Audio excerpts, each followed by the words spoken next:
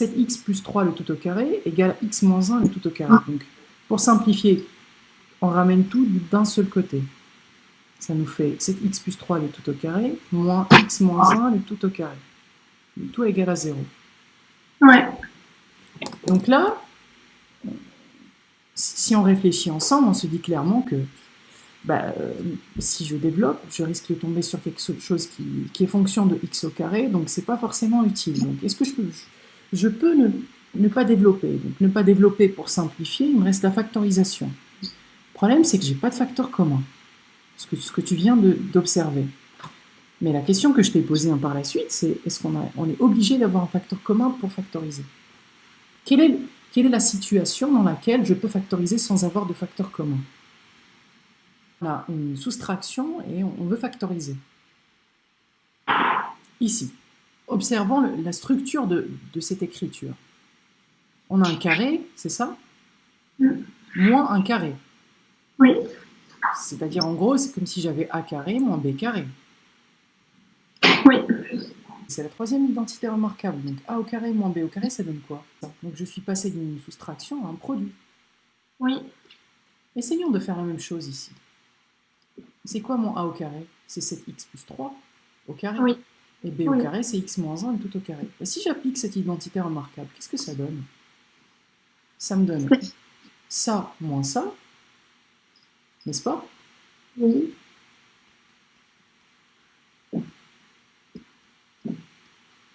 Facteur de ça plus ça. Donc ça me fait 7x plus 3 plus x moins 1, le tout égal à 0. Et ensuite, je simplifie. Qu'est-ce que j'obtiens? 7x plus 3 moins x, moins, ça me fait plus 1. D'accord? Oui. Fois, pareil, si j'enlève les parenthèses, il n'y a aucun souci, puisqu'il n'y a que des plus avant les parenthèses, donc plus x moins 1, égale à 0. Oui. Continuons la simplification. Ça me donne quoi? 7x moins x, ça me fait 6x, n'est-ce pas? Oui. Plus 3 plus 1, ça me fait 4. Oui. Facteur de 7x plus x, c'est x. Et plus 3 moins 1, ça me fait plus 2. Plus 2. Qu'est-ce que je peux faire maintenant? J'ai un produit nul. Donc l'un des deux facteurs est nul. Donc, soit 6x plus 4 égale à 0, ou 8x plus 2 égale à 0. Par conséquent, soit x égale à moins 4 sur 6, ou x égale à moins 2 sur 8. Ici, je simplifie encore. 4, c'est 2 fois 3, et 6, c'est 2 fois 3. Donc si je simplifie par 2, ça me fait moins 2 sur 3.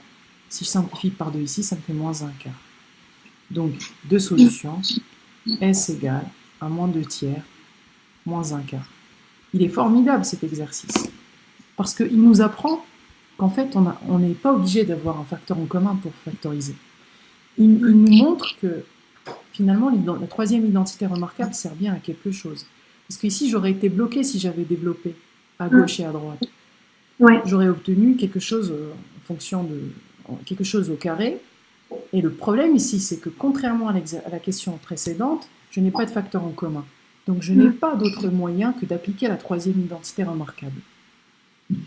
Et ce qui est insolite, c'est que je l'ai appliqué sur une forme qui n'est pas habituelle. Non. Pour factoriser. Et donc du coup, ici, bien sûr, il faut faire attention au signe moins une fois que j'ai factorisé, pour tomber ensuite sur un produit nul. Nul.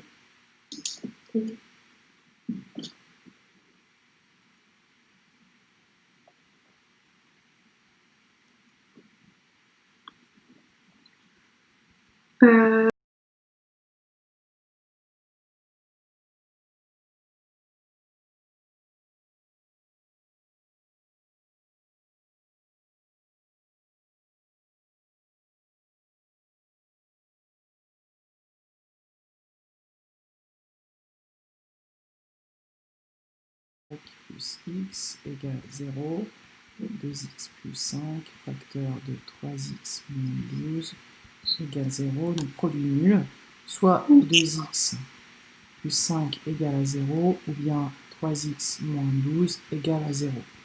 Donc, soit x égale à moins 5 demi, Ouais. soit x égale 12 tiers, qui est égal à 12 sur 3, c'est 4. 4. Voilà. C'est super, bah voilà. Tu as fait Ok. le dernier exercice le plus compliqué en plus. C'est super. Ouais. Et donc, oui, effectivement, la difficulté ici, c'est de voir le 4x au carré moins 25, de voir que le 4x au carré, c'est 2x tout au carré, de voir que le 25, c'est 5 au carré, et ensuite de réfléchir à appliquer la troisième identité remarquable, a au carré moins b au carré. Une fois qu'on a fait ça, on voit qu'il y a un facteur commun qui est le 2x plus 5, donc on met en commun, on simplifie, on ne se trompe pas de signe, produit nul, et on trouve les deux solutions. Donc l'exercice 3. Ok, pour le 1, enfin, si tu as réussi à faire le 1, normalement le 2 et le 3, c'est, enfin, de A et de B, c'est pas difficile. Ouais. La première question, c'était quoi? C'est de résoudre. Donc, on a un produit nul ici, direct on le voit. Le problème, c'est que, en fait, effectivement, j'ai un produit nul. Mais du coup, si j'écris que 9x au carré moins 12x plus 4 est égal à 0, comment je peux résoudre après? Parce que j'ai un carré. Et souviens-toi, quand on est bloqué dans une équation, on a un carré, il y a deux options. La première, c'est de factoriser. Ici, dans ce cas, on ne peut pas factoriser. Quand on ne peut pas factoriser, on pense à quoi? Aux identités remarquables. Exactement. Donc, souviens-toi, quand on est bloqué, dans une résolution d'équation où on a un carré, c'est soit on arrive à factoriser, il n'y a pas de souci, on factorise produit nul et donc on obtient le résultat, soit on est obligé d'appliquer une identité remarquable. Ok? Ouais.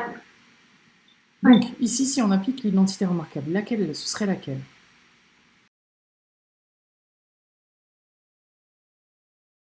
La deuxième, oui, tout à fait, la deuxième. Donc, j'écris quoi?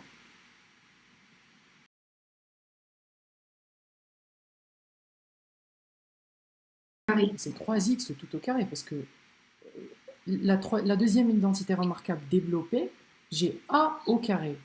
Donc j'ai quelque chose qui est au carré. Donc pour mettre le 9x au carré, donc il faut que je mette 3x le tout au carré, pour avoir quelque chose qui ressemble à a au carré. Donc ça, c'est mon a au carré, d'accord? Pour retrouver l'identité remarquable, le plus simple, c'est de commencer du a au carré et du b au carré. D'accord? Donc le 4, ça représente mon b au carré. Donc b, c'est quoi? C'est 2 au carré. Donc ça veut dire que a est égal à 3x et que b égale à 2. Donc ce qui est au milieu, c'est normalement moins 2ab. Oui. Donc moins 2 fois 3 fois 2. Donc 6x, 12x. Exactement. Donc du coup, c'est cohérent. Oui. J'ai bien 12x ici. Donc fois 3x fois 2. Donc ça me fait bien moins 4. Moins 4 fois 3x, donc ça fait moins 12x. Donc du coup, ok, il n'y a pas de souci dans ce cas. Donc ça veut dire que j'ai quelque chose sous la forme de a au carré moins 2ab plus b au carré. Et si je veux factoriser cette écriture, ça me donne a moins b, le tout au carré. Oui. Donc si je factorise ça, j'obtiens 3x qui joue le rôle de a, moins 2 qui joue le rôle de b, le tout au carré égale à 0. Donc cette écriture-là, je l'ai transformée en ça. Ok? Ouais. Et maintenant, j'ai un carré qui est nul. Ça veut dire que l'élément est lui-même nul. Je ne peux pas élever quelque chose qui est non nul au carré et d'obtenir 0. Oui. Donc c'est comme le produit nul. Le carré, c'est un produit. Je multiplie ça par lui-même. Donc forcément, ce qui est la base du carré, de l'exposant, c'est nul. Oui. Donc qu'est-ce que je peux déduire? Je peux déduire que 3x moins 2 égale 0. Égale forcément à 0. Parce que si c'est pas... Si 3x moins 2 égale à 0, ça ne pourrait jamais être égal à 0 en fait. La seule possibilité, c'est que 3x moins 2 soit égal à 0. Voilà. Donc j'ai obtenu soit... Initialement, j'avais dit qu'en fait, j'avais un produit nul. Donc soit x plus 3 est égal à 0, soit toute cette écriture-là était égale à 0. Donc ça c'est équivalent à dire que 3x moins 2 est égal à 0, et dans le premier cas, c'est équivalent à dire que x plus 3 est égal à 0. Si x plus 3 égale à 0, ça veut dire que x égale à moins 3. Si 9x au carré moins 12x plus 4 égale à 0, ça veut dire que 3x moins 2 est égal à 0, et dans ce cas, x serait égal à 2 tiers. Oui. Oui? Oui. Voilà. Donc du coup, j'ai deux solutions, deux options. La première, c'est moins 3. Et la deuxième, c'est 2 tiers. Donc ça paraît compliqué, mais finalement, ça saute aux yeux que c'est une identité remarquable. Le chapitre, il est sur les identités remarquables. Je résous une solution. J'ai un produit qui est nul. Donc, ça aurait été trop facile de l'avoir directement. Donc, x égale à moins 3. Mais par contre, ce qui me pose problème, c'est cette écriture. 9x au carré moins 12x plus 4. Donc, comment je raisonne? Je me dis, ok, donc j'ai un carré ici. Qu'est-ce que je peux faire? Je peux factoriser peut-être pour que le x carré, je le split. Qu'il n'y ait plus de x au carré, qu'il n'y ait que x. Ok, donc ça, si j'essaie de factoriser, ici, c'est possible. C'est possible. Entre 9x au carré moins 12x. Par contre, je vais avoir le 4 qui sera tout seul. Et je ne pourrai rien faire. Donc, je n'ai pas la possibilité de factoriser. Parce que pour factoriser, la condition pour factoriser, il faut que dans tous les termes, j'ai un facteur commun. J'ai un facteur commun entre les deux, mais qui n'est pas commun au troisième. Donc, avec un facteur commun, je n'arriverai jamais à factoriser. En gardant l'expression développée, je ne peux pas résoudre. Donc il me faut quand même factoriser, mais si j'ai pas de facteur commun, le seul moyen, c'est les identités remarquables. En plus, regarde, on a un carré ici. Donc est-ce que je ne peux pas écrire 9x carré moins 12x plus 4 de façon à faire ressortir une identité remarquable? C'est pas impossible, d'autant que le 4, ça représente un 2 au carré, ça se voit. Le 9, c'est 3 au carré, donc ça me fait 3x le tout au carré. Donc, voyons voir si le moins 12x, c'est quelque chose qui ressemble à moins 2ab. Alors, si dans la perspective que le a, c'est 3x et que le b, c'est 2, donc moins 2ab, ça me fait moins 2 fois 3x fois 2. Ça me fait pile moins 12x. Donc, c'est super. C'est exactement une identité remarquable. Donc, je la mets sous cette forme-là et je développe et je factorise. Donc a au carré moins 2ab plus b au carré, ma deuxième identité remarquable, ça me donne a moins b le tout au carré. Le 3x joue le rôle de a, le 2 joue le rôle de b, donc ça me fait 3x moins 2 le tout au carré. Très bien, bah parfait. Donc j'ai un carré qui est nul. Bah, logiquement, un carré qui est nul, le carré ne peut être nul que si l'élément qui est mis au carré est nul lui-même, parce que si c'est différent de 0, je ne peux pas élever au carré un élément et me donner 0. Donc ça me fait 3x moins 2 égale à 0, et donc du coup, bah, voilà, super. Le x ne peut être égal qu'à 2 tiers. Terminé. Ouais. Maintenant, 2a, pas de difficulté. Développer, réduire et ordonner. Ça veut dire quoi? Développer, bah, c'est juste du calcul, la distributivité, quoi. Oui. Ordonner, ça veut dire quoi, ordonner? Ça veut dire qu'en fait, je vais écrire avec l'exposant le plus élevé au début. Ensuite, par exemple, si je trouve un x à la puissance 5, bah, je vais mettre x à la puissance 5 au début, x à la puissance 4, x à la puissance 3, x. Donc c'est juste du calcul. Ça. Normalement, il n'y a pas de difficulté. Dans ce genre de questions d'exercice, quand c'est calculatoire, il faut juste faire les choses sereinement. Pas de panique. Double distributivité ou quadruple distributivité ou même 5 fois la distributivité, j'aborde l'exercice d'une manière imperturbable, je fais les choses de proche en proche et je développe normalement. Bon, il n'y a pas d'égal à 0 ici, c'est un calcul. Tac. Donc, si je veux développer tout ça, qu'est-ce que j'obtiens? Bah, je vais isoler le troisième terme et je vais me focaliser sur le premier produit. D'accord? Donc, j'ouvre mes accolades et je distribue normalement. 3 fois 4x, ça me fait 12x. 3 fois 1, ça fait plus 3. Ensuite, c'est un signe moins qui est derrière. Moins x fois 4x, ça me fait moins 4x carré. Moins x fois plus 1, ça me fait moins x. Et je garde mon troisième terme, 3x plus 2. Ok. Donc, je vais simplifier et je vais ordonner en même temps. Donc, ce que j'appelle ordonner, c'est mettre les éléments avec le plus haut degré en premier. Donc, ça me fait moins 4x au carré. Le 12x moins x, ça me fait plus 11x. et plus 3. Mm. Ok, jusqu'ici. Je fais les choses d'une manière attentionnée, histoire de ne pas me tromper dans un signe. Ça paraît bon. Ensuite, je m'attaque à la deuxième distributivité. Donc, je commence sereinement par mon moins 4x au carré, moins 4x au carré multiplié par 3. Moins 4 fois 3, ça fait moins 12. X au carré fois x, ça me fait x au cube. Moins 4x au carré fois 2, ça me fait moins 8x au carré. 11x fois 3x, ça nous fait 33x. Carré. Carré, tout à fait, exactement. 11x fois 2, ça me fait 22x. 2x. 3 fois 3x, ça me fait 9x.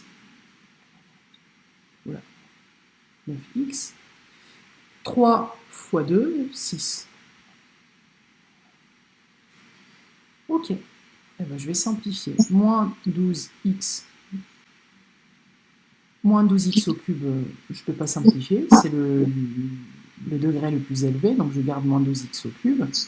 Moins 8x au carré plus 33x au carré, c'est comme si j'avais 33 moins 8, donc ça me fait 25 je crois. Plus 25x au carré.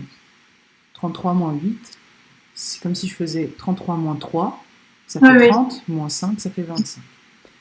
22x plus 9x, ça nous fait 31x, n'est-ce pas? Oui. Et plus 6. Et voilà le travail du calcul. Donc en gros, ce qu'il me propose ici, c'est que c'est impossible de partir de ça et de résoudre l'équation. Tu es d'accord? J'ai un x au cube, j'ai un x au carré, je ne peux pas factoriser. Mais... faut prendre celle du dessus. Exactement. Donc je sais bien que tout ceci, en fait, ça n'est autre que le produit de 3 facteurs. Donc ça voudrait dire, ça revient à résoudre l'équation de 3 moins x facteur de 4x plus 1 facteur de 3x plus 2 égale à 0. Et ça, c'est un produit nul. Donc A fois B fois C. J'ai 3 multiplicateurs qui sont nuls, dont le produit est nul. Donc forcément, un des 3 est nul. Donc c'est soit 3 moins x qui est nul, soit 4x plus 1 qui est nul, soit 3x plus 2 qui est nul. Et du coup, j'obtiens 3 solutions. Enfin, en plus, j'ai A, B, donc forcément, on peut utiliser la question A pour résoudre la question B. Si je prends l'équation simplement avec cette écriture hyper complexe, je n'arriverai jamais, je suis sûr de ne pas parvenir à résoudre l'équation. Et on m'a servi sur un plateau d'or une expression développée, factorisée, donc je vais l'employer. Oui. Et j'obtiens mes trois solutions.